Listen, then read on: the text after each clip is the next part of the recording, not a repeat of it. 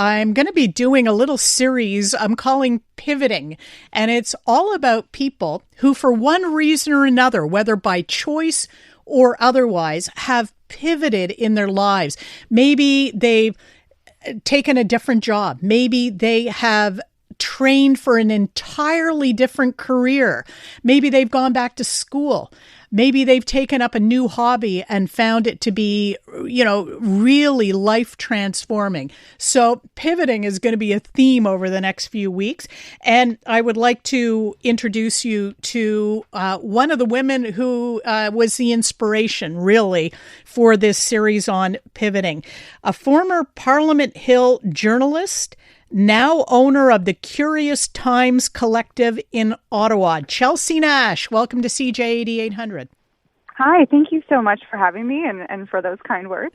Well, we want to hear your story. We want to hear what took you from, hard-nosed Parliament Hill reporter, holding the politicians' feet to the fire, to someone who is running a retail vintage shop. Where did your transformation start? Yeah, no, it's a good question. I think it started, I guess, sometime over the pandemic, really. I mean, and that was kind of a, talk about pivoting, but it was kind of a transformational period for a lot of people. I think it gave us kind of the time in our lives and careers to reflect. That wasn't like a decision I made over that time or anything, but I had just started picking up a new hobby of sort of collecting vintage and antiques, something I'd been interested in my whole life, but did it more seriously, started selling things on the side, and eventually started a little business where I was doing markets on weekends. So that's sort of, I guess, the origin story of the vintage piece of it. What was it that attracted you to vintage stuff? Yeah, I mean, it's a little bit of the thrill of the hunt. I used to go garage sailing with my grandma when I was a little girl. It's something that has been in my family, I guess, for a while, this kind of appreciation of antiques. And I ended up just doing some research on some of the things I was looking for myself, really, like for furnishing a new apartment. And the thrill of it all, really, just finding something that is, has a story to it, has a history, has some value that, you end up just sort of finding in a way that someone else has discarded.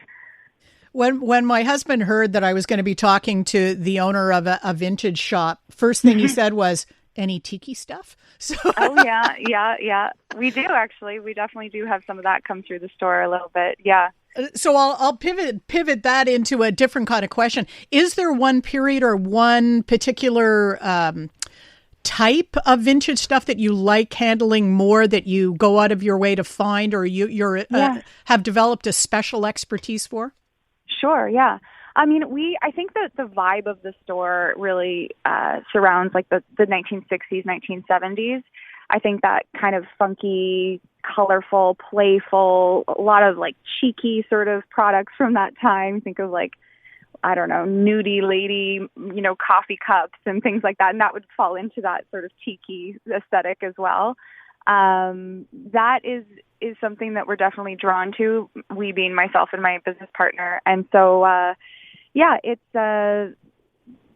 it's always fun to find something that just gives me joy, and then to be able to pass that on to the customer as well, and see them sort of appreciate it just as much as I did at the start. Was there one particular moment when you thought to yourself, I could do this for a living? I don't know about one moment. I think it's been it was a process of a couple years for me, for sure. I think I got, the more I did markets on weekends and things like that, it was like, there's two sides of it. There's the hunt and the finding the object itself. And then there was also being at the weekend markets, the flea markets, and selling to customers and making sort of connections with people.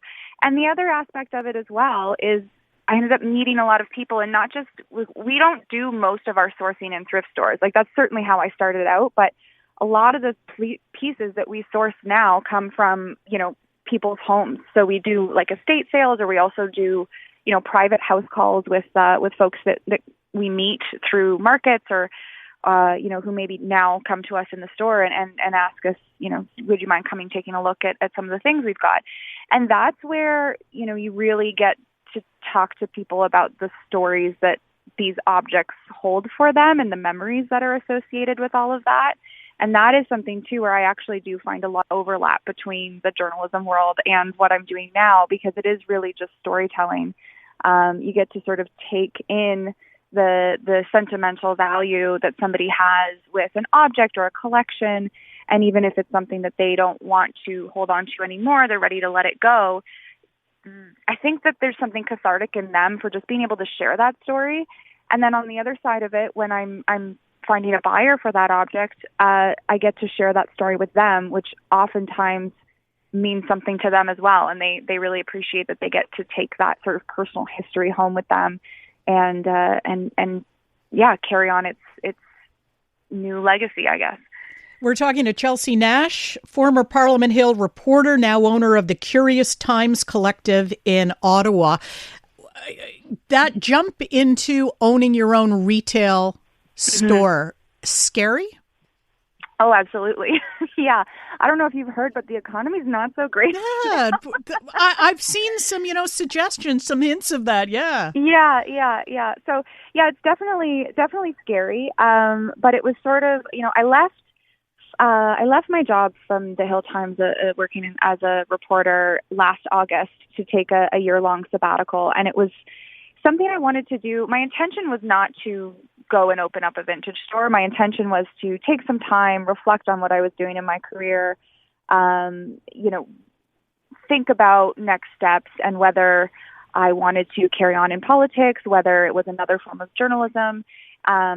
I am still writing, and something that I intend to do once I get more time, once the store is up and running a little more on its own, is to carry on with some of that storytelling. But I think that it's definitely that process of over the last year. It's been just a chance to be able to express a different side of myself, for sure. I don't know if that answers your question. Yeah, I think it does. Any regrets having taken that jump into retail, having taken this new interest and developed it, and now you have more expertise, and now you're a shopkeeper? Any regrets? Yeah.